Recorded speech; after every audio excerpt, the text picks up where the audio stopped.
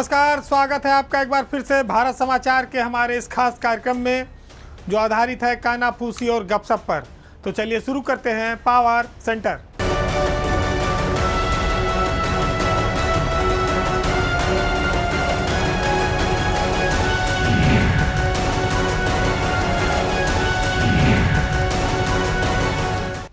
नौकरियों में भ्रष्टाचार की तमाम सारी कहानियां भर्तियों को लेकर आप आए दिन अक्सर सुनते रहते हैं, लेकिन इस बार मामला सरकार की नाक के एकदम नीचे का है।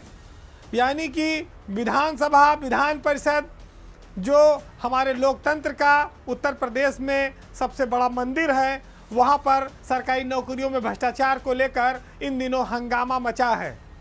हंगामा कोई छोटा मोटा नहीं है, मामला सीबीआई जांच तक पहुंचा है और ये जांच कई बड़ों को अपने लपेटे में लेने की तैयारी में है।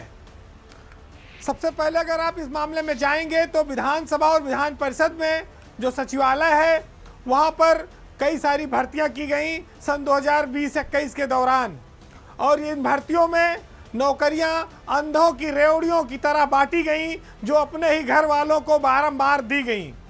इसमें अफसरों और नेताओं, किसी की पत्नी, किसी की बहू, किसी का बेटा, चहेते लोगों को उपकृत किया गया।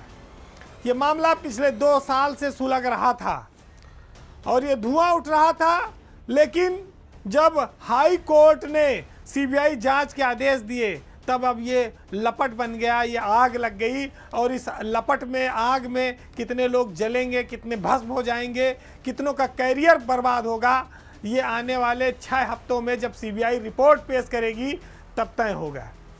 इसकी जद में कई बड़े चेहरे भी बेनकाब होने वाले हैं। सबसे पहले हम आपकी नज़र ले जाएंगे उस पर जब उत्तर प्रदेश की विधानसभा और परिषद में सन 2020-21 के दौरान लगभग 200 के करीब भर्तियां हुई हैं। इसमें विधानसभा में करीब 95 पदों पर, जिसमें समीक्षा अधिकारी, एपीएस, रिपोर्टर, सुरक्षा गार्ड, अनुसेवक, इसके अलावा विधान परिषद में भी इसी तरह की 100 भर्तियां करीब हुई हैं। आपको ये भी बता दें कि जिस समय ये भर्तियां हुई थी उस समय विधानसभा के अध्यक्ष हृदय नारायण दीक्षित थे और विधान परिषद के सभापति रमेश यादव हुआ करते थे। इन दोनों के कार्यकाल में इन भर्तियों को अंजाम दिया गया। लेकिन सबसे महत्वपूर्ण बात यह है कि विधान परिषद की जो भर्ती है उसके जो प्रमुख सचिव हैं राजेश सिंह, उनके 2 बेटों की भी इस भर्ती में नियुक्ति की गई है। माने कि प्रमुख सचिव साहब के 2 बेटे विधान परिषद में नियुक्त हो गए। एजेंसी थी TRS data processing private limited, एक ब्लैक लिस्टेड एजेंसी जिसके बारे में विधानसभा और परिषद के बहुत कम लोगों को जानकारी है। गिनती के 2 या 3 या 4 लोग जानते थे और सारा काम गुपचुप होता था। ओएमआर सीट पे ऐसी तरह से क्वेश्चनिंग की जाती थी, इस तरह से भरी जाती थी कि अगर नकल करने वाले को ज़्यादा ना अकल लगानी पड़े, ज़्यादा ना आ रहा हो तो वो खाली भी छोड़ दे। आपको जानकर इस बात की हैरानी होगी कि जो टीआरएस कंपनी थी उसके निदेशक की पत्नी को भी यहाँ नौकरी दी गई। ये कंपनी पहले ब्लैक लिस्टेड थी, लेकिन जब अफसरों की कृपा हो गई तो ब्लैक लिस्ट क्या होता है बताया ये तक जाता है कि एक बच्चे ने तो कुल 8 प्रश्न हल किए थे, उसका भी चयन कर लिया गया है।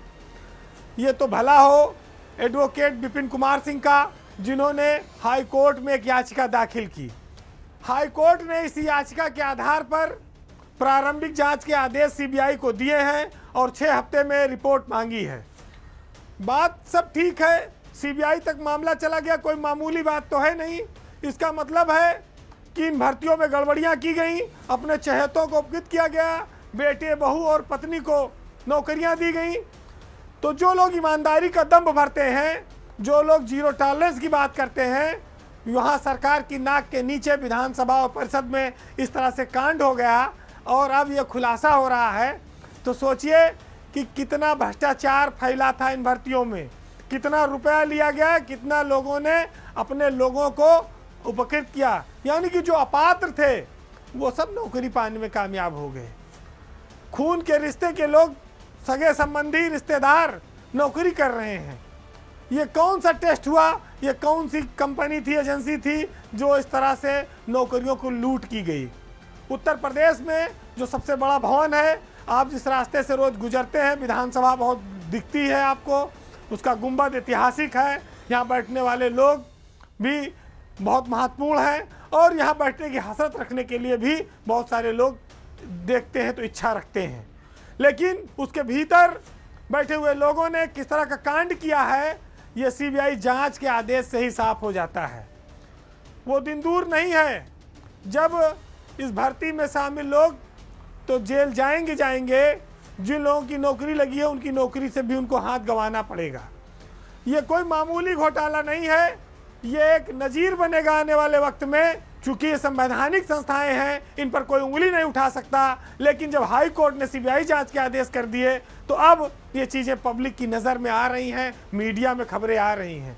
वरना किसी की इतनी हिम्मत नहीं थी कि इन पर उंगली उठा दे, क्योंकि इनको अधिकार बहुत प्राप्त है। लेकिन अब तो सब राज खुल गया है, अब तो पर्दा उठ गया है, अब तो सब नंगे नज़र आ रहे हैं। अब ये देखना होगा कि सीबीआई के फंदे में कौन कौन आता है।